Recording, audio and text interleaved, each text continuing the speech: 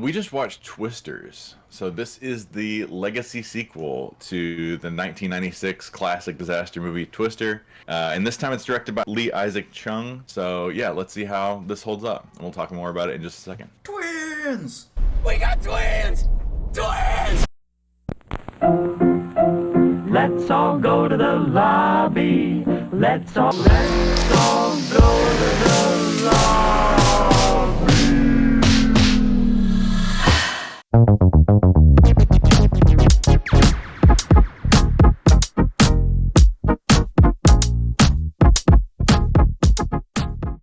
What's up, guys? Welcome back to another iPopcorn for That review. I'm Chris. I'm Nick. And today we are talking about Twisters. Woo! So before we get into it, if you haven't subscribed already, we would love to have you as a subscriber and hit like on this video if you like this review. We got a lot to talk about. So what is Twisters about? As storm season intensifies, the paths of former storm chaser Kate Carter and the reckless social media superstar Tyler Owens collide when terrifying phenomenon never seen before are unleashed. The pair and their competing teams find themselves squarely in the paths of multiple storm systems converging over central Oklahoma in the fight of their lives. Insert country music. Yeah, definitely a very country soundtrack, which that's going to work a lot better for other people than me. How recently have you seen Twister? 20 plus years ago, probably. I didn't watch it. I meant to, but I just rewatched it, and it made me realize how long it had been since I saw that. And it was like it's a really fun movie, but I forgot how ridiculous and over the top that is. Really? But it is a disaster movie, and they kind of tend to be that way. But there's some great actors in there. I love Philip Seymour Hoffman, obviously. I love Bill Paxton and Helen Hunt. So the cast is great. But it is just like a campy popcorn movie, disaster movie type of time, and I think this is that too. Was that it? Nope. But do you think, where were you at with it? Like, how much enjoyment did you get out of this ultimately? I will Since say you can't really compare it to the original. Yeah, I can't really compare it to the original, but I will say that I actually did enjoy it quite a bit. Going into it, I was like, who cares about Twisters? But it was actually pretty entertaining for, a summer disaster movie. Better than I thought it was going to be, but it was still, had its super cheesy, corny moments, and, that would never happen. There were a couple of things about, kind of the plot that I don't think needed to happen, or I just completely forgot about until they brought it up again. But overall, I think it was okay movie. I think the vast majority of people will probably enjoy just a kind of blockbuster. It seems like most people are really liking this. If you feel it, And it seems like it's surprising a lot of people with how much they're liking it. I said if you feel it, I'm also with you where I'm a little bit happier with it than I thought I was going to be. But I'll tell you this. So for me, I thought it started out really strong. That initial thing of the storm chasing team, I liked the little team. I think we got Kiernan Shipka again, who a very minor role. Yeah. I can't escape, not that I want to, but I can't escape Kiernan Shipka this month. But yeah, very minor role for Kiernan Shipka, and that little team, it just felt very ragtag. It kind of reminded me of the team from the original movie with Philip Seymour Hoffman and all those guys. It just had that kind of spirit to it, and so does Tyler Owens. I think Tyler Owens and his crew had that spirit of that very ragtag.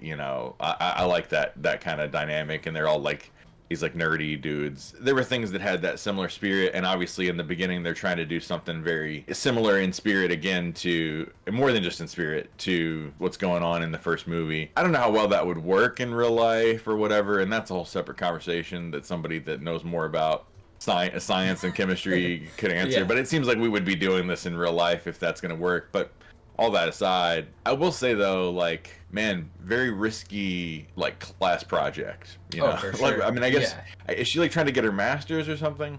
They never really, I don't think, say. They're just going to school for, I assume, meteorology or whatever. They're trying to get a grant so maybe they're not even in school and they're just working around storms in some kind of capacity. Yeah, I think it's like she didn't finish school because of it or whatever. Right. But it's, it has that element of like, because of something that happens, she gets out of it, and now she's still working with weather, but in the same way that in the first movie, Bill Paxton's character is like out, but he's still in because he's like a weatherman now. Yeah. And now it's like her being pulled back into the weather thing from Anthony Ramos's character, Javi. So here's the thing with me, and I want to see how you feel about this. The thing with me is all the stuff with Javi and his team, whatever they're called, like his storm chasing team, all the stuff with Javi and his team, and I don't want to say anything spoilery, but that whole dynamic was just, it like lost all of its steam and momentum when that was all going on.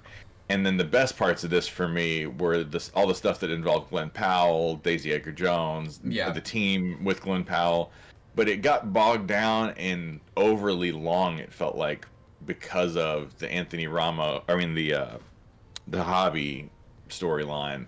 I wasn't as invested in that. I kind of just wanted like, yeah. Let's get back to like the stuff that's making this interesting. Because Glenn Powell's the leading man here, and yeah, and that's the part I was kind of talking about where I was like, oh yeah, I forgot that was even a plot point in this movie, because it's only shown a couple, like 2 or 3 times, and it's kind of, you kind of find out maybe his team aren't really the good guy team. They're out here for ulterior motives.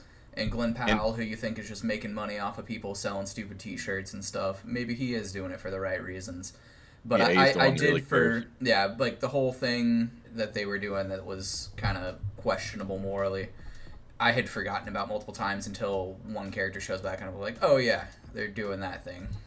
And that's the other, I think my biggest ultimate critique is kind of an abstract one, and it's just that I think even if this is like the best summer blockbuster disaster movie of the year, when you for me, I can only speak for myself, but when you walk out of the theater, you're like, that was pretty fun. I remember there being like a lot of tornadoes, and it was like there was like booms and like a lot of explosions, dude, and it was like pretty sick. And then if somebody was like, what's the plot about? You'd be like, there was a lot of tornadoes and there was fire tornadoes and and for some reason there needed to be a love story in there for whatever reason. I don't know. I like both of the actors, and I think both of their performances are fine, but they didn't have as much the chemistry feels a little forced. They didn't really have as much chemistry as for a movie about tornadoes and stuff. Like, do we really need like, oh, okay, will they, won't they type of thing in here as well? Can it not just be about the storms and what you're doing, the science? We got to have the love connection as well. You had to know they were going to do it. They put 2 very attractive people in the lead, and they did it with Twister too.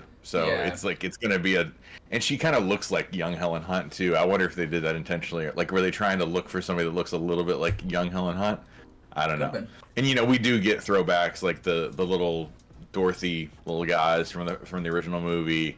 But it all feels like the stake. Like, I wanted to see what you thought about this too, because like the storyline for me, it's like the stakes are supposed to be super high, just as high as they were in the first movie, but it feels different. Like, why are these 2 teams that are trying to do very different things? Like, one is trying to release this, like the stuff inside of diapers, whatever that's called, polyacrylic. Well, they weren't even trying to do that in the second part of the movie. They were just trying to put their little pack things down so they could graph the storm. They didn't try to do that until later in the movie.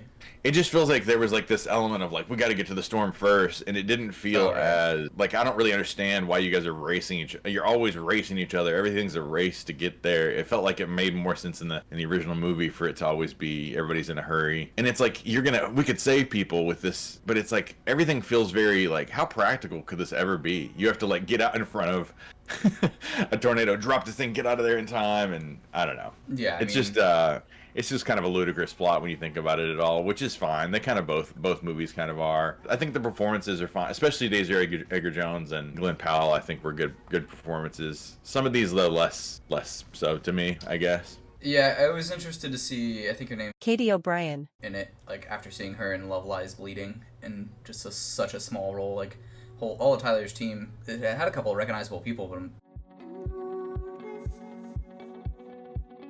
they just barely. I guess recognizable doesn't mean they need a bigger part. Yeah, Yeah, a lot of characters don't get a whole lot of screen time at all, and it is kind of like a loaded cast because you've got all these people that are pretty forgettable ultimately. Like you've got the guy. There's a character that's like a documentary filmmaker following around Tyler Right, yeah. Owen, Forgot about and him. he's supposed to be like the guy that's way fish out of water, out of his element, like white knuckling the seat everywhere, and like he's really unsure about this whole situation, which is like the fiance, Bill Paxton's fiance in the original movie. So he kind of playing that fish out of water role, like the audience or something like that. Like this is crazy. But Anthony Ramos, for some reason, I've seen him in other things before. I just didn't. It's not like him. It's just like his character wasn't doing a whole lot for me, and I just I got tired of that faster than I wanted to.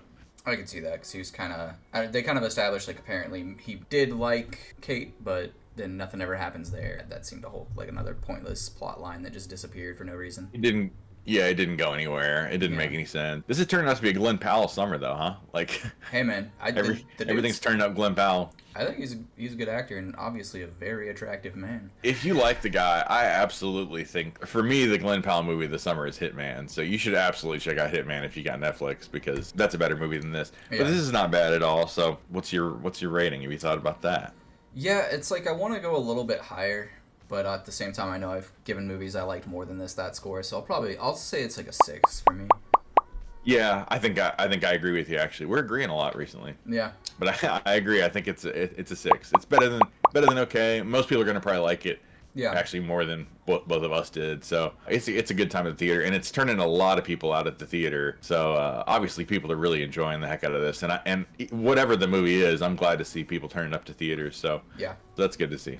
We got more reviews to come very soon, so we look forward to seeing the next one. Comment down below if you've seen this movie and want to talk about this, or talk about the original, or compare the two, however you want. And hit like on this video. That helps us out greatly. Thanks for watching, guys. We'll see you next time.